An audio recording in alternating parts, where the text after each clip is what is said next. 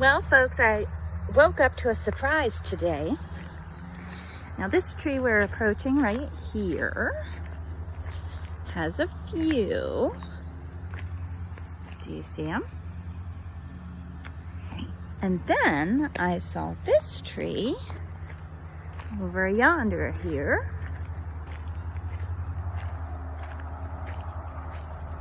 And it is loaded. See that? So we moved to this property last year.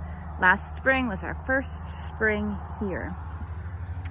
And there was a late freeze last year. These trees did not produce last year. And I'm guessing the late frost affected them because this year there was no late frost and we've got tons of tart cherries. So I'm going to work on picking these and see how many I can get. So here I am in the thick of the cherry tree. This is a unmaintained area currently. But these are tart cherries. And tart cherries become softer as they ripen. They're good for pies and jams and you just kind of grasp them, give them a little pull, and then you just kind of store them in the sunshine, or not in the sun, avoid the sunshine.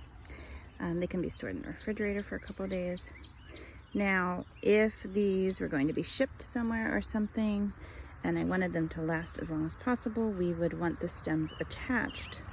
But since I am going to be using these before too long, the stems aren't essential to us. If we get the stems, you're less likely to leak some juice around, but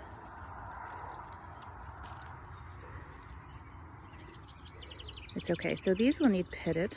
They do have pits. And there's a lot of them. There's no way I'm gonna get them all picked. So just for a little comic relief, this is the typical way into this area of my property. And you can see the grass and the weeds are like 3 feet high. I would need to go between those two buildings out there.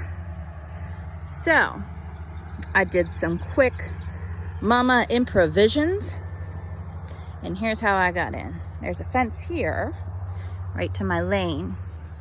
So I put this patio chair here.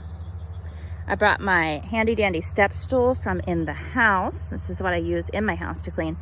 By the way, if you need a step stool, this thing is incredible, sturdy, extremely lightweight. Wonderful, wonderful. So if you need one, Little Giant, okay? They make some taller versions, they make some shorter versions. Quality product. So anyways, I climbed up this chair, over the fence, onto the step stool, and that's how I've been accessing my cherries. And I need to move my step ladder now because there are so many cherries up in there. Holy moly, this is why they prune fruit trees, to keep them not quite so high up in the sky. But you know, that was never done. It's a little too late now, and it's fine.